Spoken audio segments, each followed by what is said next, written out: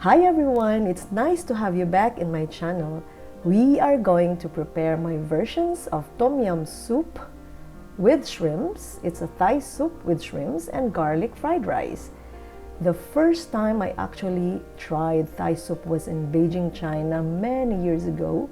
In the hotel where we stayed was a Thai restaurant serving very delicious Tom Kar Gai Thai soup with chicken and coconut milk. I so loved it served with steamed rice. I have tried cooking it many times, and later on we preferred to have shrimps instead of chicken. And this is how this version of recipe came about.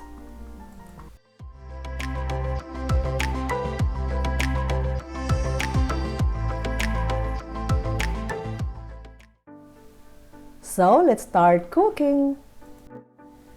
Since I don't have access always to all the fresh and original ingredients, I found some alternatives. This frozen pack of tom yum soup vegetables can be found in Asian stores here in Germany. So here we have galangal or ginger. We have here the tamarind to make the soup sour. We have 3 stalks of lemongrass and quite some lime leaves and 3 pieces of chili pepper. And here are the rest of the ingredients. I prefer to have 1/3 cup of lemon juice instead of the tamarind, and that's my personal choice. We have here 2 stalks of spring onions,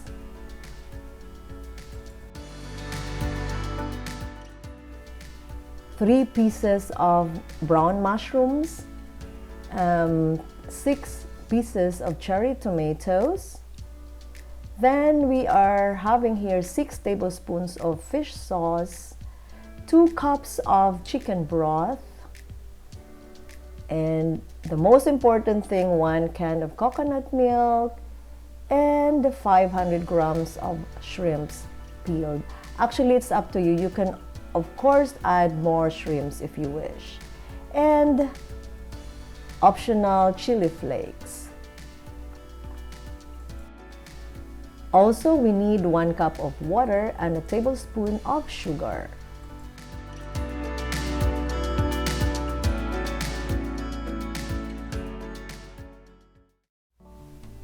So the first step is to combine the ingredients in the pot.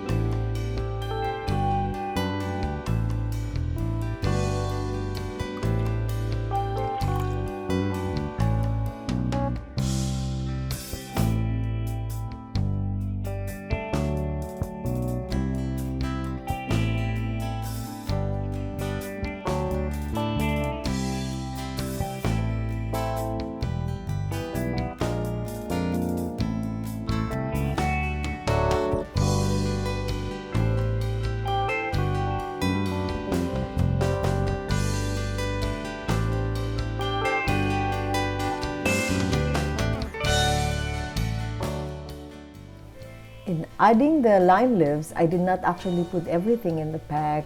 It must be like 8-10 pieces I put. It's up to you how many leaves you want to put in.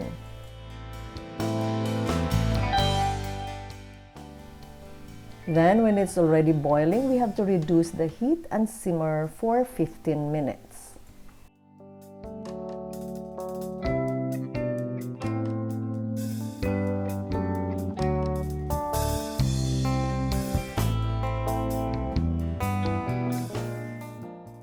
And then we're going to add the second set of ingredients, and we will start with the chicken broth, 2 cups, and add the remaining ingredients. These are the lower parts of the spring onions, and the green leaves will be added right before serving.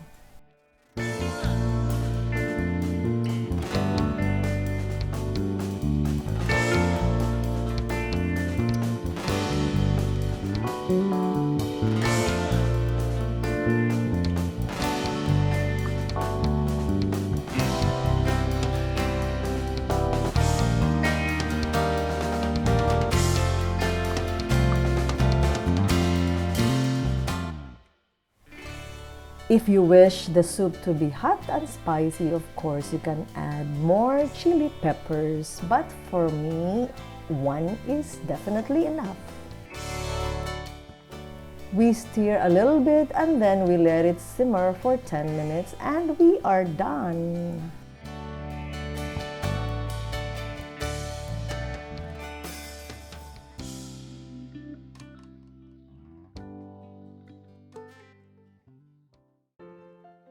Before serving, we will remove the lemongrass stalks, the lime leaves, the chili pepper if you wish, and the ginger if you don't want them to be in the soup.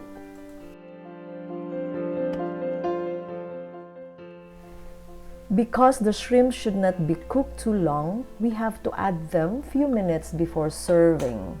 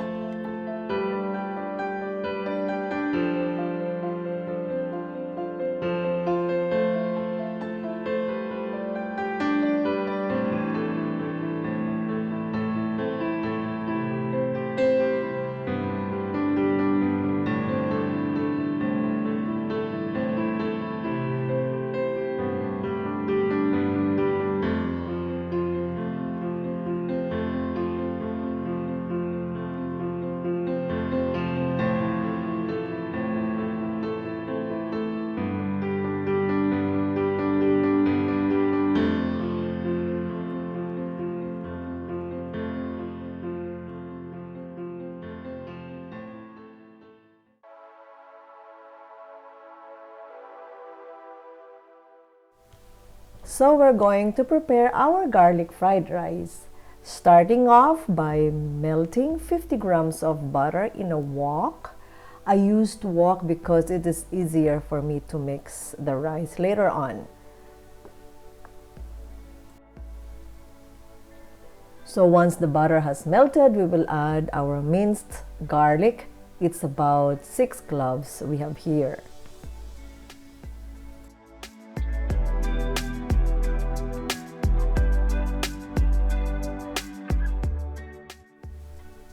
We keep on stirring until the garlic is lightly brown. And take note to lower the heat to avoid burning.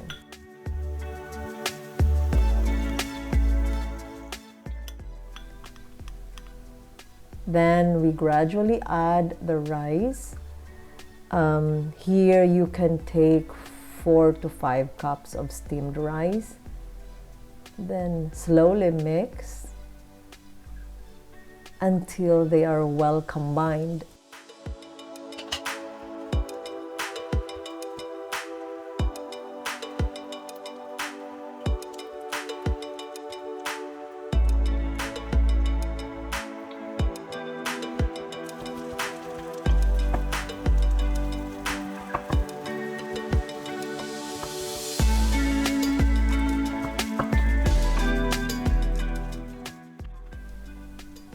If you feel it's still a little bit dry, you can always add butter from 5 to 10 grams.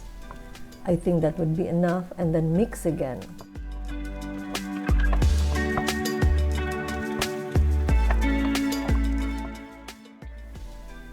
We add 4 to 5 tablespoons of Kikkoman soy sauce.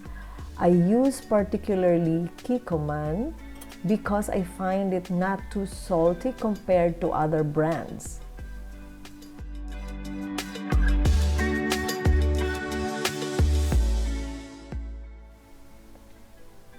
We mix continuously until they are well blended.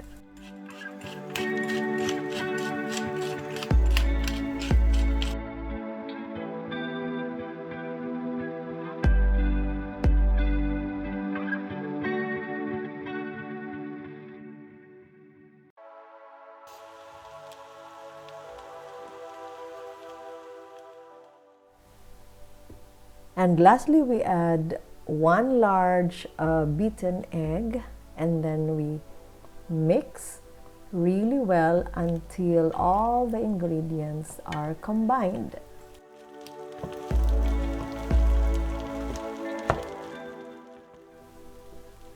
And there is our garlic fried rice. It's ready to be served.